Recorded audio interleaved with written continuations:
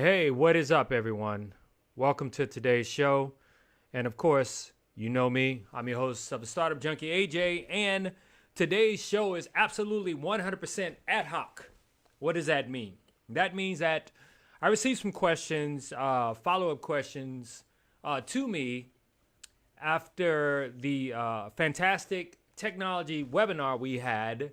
I appreciate all those people who actually showed up. It was literally 53 people in the room. Well, actually, it was closer to 57, but unfortunately, some people left. And, I don't know if they left because they had technology issues. Maybe their internet connection wasn't right. But nonetheless, 53 out of 57 people stayed.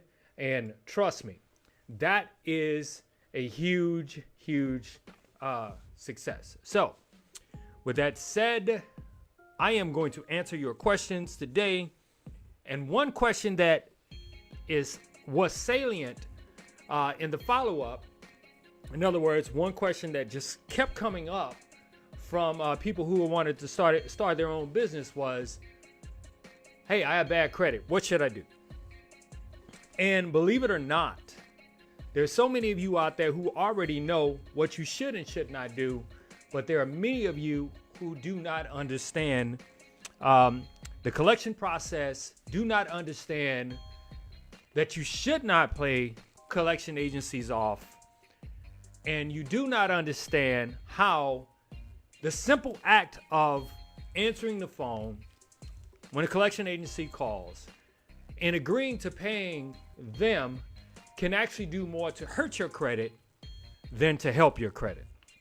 Now, I know there's going to be a lot of, collection agency people out there who's like, AJ, what the hell are you saying? Homeboy, calm down. Don't tell him that. Don't tell him that. Well, I'm about to tell you the secrets, okay? But I'm going to give you some context. I'm going to tell you what happened to me, and I'm going to tell you how I screwed up and how I was able to correct it. Now, let me set the scene. Many of you know me. You know that I'm a prior real estate investor. I own property. Many of you know that the market flipped in 2008. We know it as the economic crisis.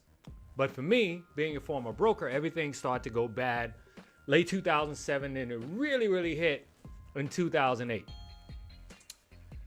I literally had tons and tons of property in my name that I had personally guaranteed. In other words, these properties were mine, and I literally, was paying the mortgage on the properties, depending on the renters to literally give me money, pay the rent, right? In order to pay my mortgage, to pay my taxes, to pay my homeowner's insurance, in order to do the investment real estate thing. So 2008 hit. I end up sleeping in my car for about a month. Well, I couch surfed a little bit too. So I wasn't in my car every night, but on some of those cold nights, I was literally in my car. You might be saying, hey Jay, why the hell are you sharing your personal information? I'm sharing my personal information with you because if any of you are going through things out there right now because of the unemployment rate, although they are saying that it is a good thing that they've added more than 2+ million jobs, you have to understand just because you added 2.5 million jobs and it brought the not jobless claims down, it already brought down the unemployment rate to like 13 point whatever percent. Many of those jobs or that lower unemployment rate is a result of people going back to work at less pay, right? And some people who have just decided to not participate in the job search market. So there's some context, okay? So just because something appears that way doesn't necessarily mean that it's all good. But I am happy that more than 2.5 million people have gone back to work. But back to the story. And no worries, I'm gonna tie it all into why you should not pay collection agencies, okay? So when I start coming out of the economic crisis where I lost everything and I started to get back on my feet, I wanted to do the right thing. At least I thought it was the right thing. I said, hey, look, I'm going to go back to all these different people, and I am going to, all these collection agencies that are reaching out to me, I am going to pay these collection agencies. So one, they can stop fucking calling me, and two, where I can do something to improve my credit. Well, what I discovered was, and here's the first rule on why you should not pay collection agencies off. The moment that I literally agreed to pay collections off, such as old credit card debt and some other debt I had, it literally started the clock all the way over again for me. Basically, the creditors, such as credit card companies, had literally had insurance on my credit cards, and they had literally already gotten paid, okay? They got paid, so they didn't lose any money. And anyway, they expect to lose, and I'm saying major credit card companies, X amount anyway on outstanding credit card balances. They expect to lose what they call non-recoverable, okay? They expect to lose. But I started the process in paying again. What it actually did was it reset the clock. Now, how collection agencies work, and I want you to understand this. Collection agencies work just like this. They literally, in the open market, purchase debt. And they purchase debt for pennies on the dollar. One credit card company, I owed like 13 grand. Okay? And you can best believe they probably purchased that credit card debt from that credit card company as recoverable debt so they could go out and actually try to recover it and make some money off of it, literally for about maybe 10 cents on the dollar. But when the collection agency came back at me, they offered me the opportunity to pay them $8,000 on a debt that was $13,000 that literally had already been charged off on my credit. So me thinking to do the right thing, I'm gonna go ahead and start paying. Well, that actually sent me in this downward spiral, okay? My credit did not get better. It actually got worse because, one, they could have, they said to me that they would negotiate with me once I paid them off to take it off my credit. Once I paid them off, they literally did not take it off my credit, okay? And we all know that after 7.5 years, any negative derogatory things actually fall off your credit. Well, I literally, again, when I made that agreement with them, I started paying them, and it literally started the clock over. When all I had to do is wait from the time of the original charge off, and, you know, I could have disputed it and got it off my credit. So the second thing that I learned, okay, the first thing is, write this down. The first thing is never pay the agree with credit or collection agencies to pay them off, because it actually starts the whole process over, the 7.5 years over. The second thing that I learned, based on the state, because, you know, they'll call you and they'll say, hey, well, if you don't pay us, we're going to sue you. We're going to take you to court. All of that. We're going to seize your tax refund. We're going to go into your bank account. Whole bunch of bullshit and a whole bunch of lies based on the state I was in. Now, don't get me wrong. In some states, some places like, say, California, for example, they literally can sue you and take money out of your bank account. But I'm in Texas, right? I discovered that there is a statute of limitation. This is number 2. There's a statute of limitation in which they can literally go in and try to sue you and to recover any debt. All right. And guess what?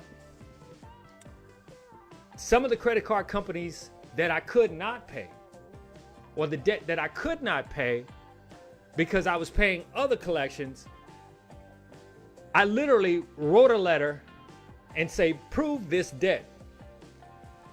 Prove it to me that I owe this, and or this debt is not collectible based on a statute of limitations. And it literally came off my credit. So how am I tying all of this into the webinar that we had where 53 people showed up, but the salient question, the question that kept coming up is, what do I do as an entrepreneur if I have bad credit? Well, if you have bad credit as an entrepreneur, don't worry about it, okay? You can best believe in this day and age, with 40 plus million jobless claims, there are a lot of bad credit going around. I guarantee you, and this is just my prediction, you will see companies coming around trying to work out things with you just to keep you from, one, filing bankruptcy. Because once you file bankruptcy and you start putting all of your debt into what it is that you owe, into the bankruptcy. And when I say total dissolution, so don't file chapter 13. And I'm not telling you to file 13 or 7, but I'm just saying, I've known people as a former broker that literally filed chapter 7 and not 13, which is a reorganization of your debt, but chapter 7 is a total dissolution of your personal debt. And within, say, a year of actually filing bankruptcy, had 700 credit scores, okay? So here's my advice to you. If you're trying to start a business and you're worried about bad credit, don't. Second advice, don't pay collections. Now, I know a lot of people out there would say, AJ, that's bullshit. You should not be telling people not to pay collections. You have to understand the original creditor, such as Visa, MasterCard, Discover, they've literally already gotten paid because they had insurance on that debt, okay? They've already gotten paid. It's just collection agencies who are trying to collect off of their investment on pennies on the dollar for buying the debt. They're trying to collect from you, all right? Now, I suggest that you, as an entrepreneur, a person looking to start a business but have bad credit, start to try establishing what is called business credit lines. Now, that is such a huge topic that I literally could go through it, but it's entirely too long to go through at this point. But I will say this. You want to start operating your business as a business and not using personal debt. What's so interesting about the person that's in the White House right now, and you know exactly who I'm talking about. I literally read The Art of Making a Deal. I forgot, hell, I even almost forgot the title of it, okay? The Art of the Deal. There you go. Not only did I read it, but I actually listened to the audio, okay? The audio book, The Art of the Deal. And this person actually described how he was literally billions of dollars in debt and had personally guaranteed $1 million, which pretty much gave him shitty credit, all right? This person met with banks, and I'm just giving you the long and short of what was in the Art of the Deal.